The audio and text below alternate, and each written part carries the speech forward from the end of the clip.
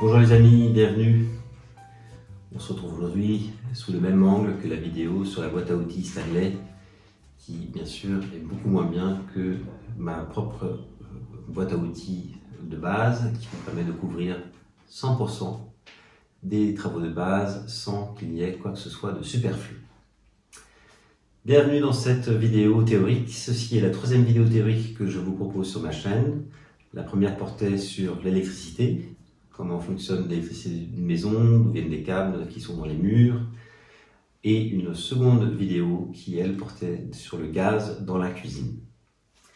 Aujourd'hui, cette vidéo pour vous expliquer les bases du fonctionnement d'un chauffage central, ce qui vous permettra de beaucoup mieux comprendre comment relancer le chauffage central après l'été. Donc pour le chauffage central, c'est parti. Alors on va commencer par la maison. Donc imaginons que ce soit ici une maison avec un étage. Donc ici c'est le rez-de-chaussée avec la chaussée.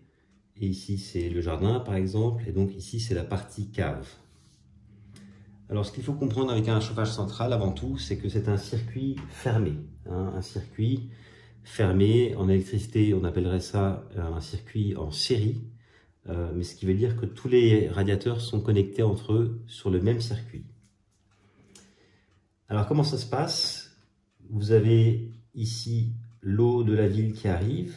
Donc là encore une fois j'ai beaucoup simplifié. Cette eau de la ville va être injectée dans le circuit. Et le circuit va être chauffé par la chaudière. Donc soit une chaudière au mur ou bien une chaudière au sol.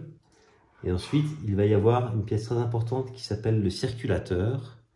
Et c'est cette pièce qui va faire circuler l'eau réchauffée ici, dans tout le circuit de la maison. Et c'est donc cette eau chaude qui va remplir les radiateurs, rayonner et vous chauffer. Donc maintenant, si on parle de remettre en route un chauffage après l'été, il y a un premier constat, c'est que en fait, pendant l'été, avec la chaleur, l'eau va en quelque sorte disparaître, elle s'évapore. Donc voilà ce qui se passe dans les radiateurs. Vous voyez ici, la première bouteille, c'est un Pomard 2011, les petits noisons. Et vous voyez que le niveau est normal, on va dire. Et ici, vous avez une autre bouteille. C'est un Chambertin Clos de Bèze. Ici, 1972, donc largement plus ancien que le 2011. Et vous voyez ici que le niveau a baissé. Alors, c'est peut-être pas exactement le même phénomène physique, mais en tous les cas, j'invite nos amis physiciens à mettre en commentaire les explications scientifiques. Et quand même le circulateur va fonctionner, vu que les radiateurs ne sont pas bien remplis, simplement ça ne chauffera pas ou ça chauffera mal. Donc la première chose à faire, c'est après l'été, de réinjecter dans le circuit de l'eau qui vient de la ville par exemple. Donc ici j'ai mis 2 robinets et c'est cela que vous allez retrouver dans la première vidéo qui va vous montrer comment remettre de la pression. C'est pour ça que la base de la remise en route est qu'on ait vraiment suffisamment de pression dans les tuyaux.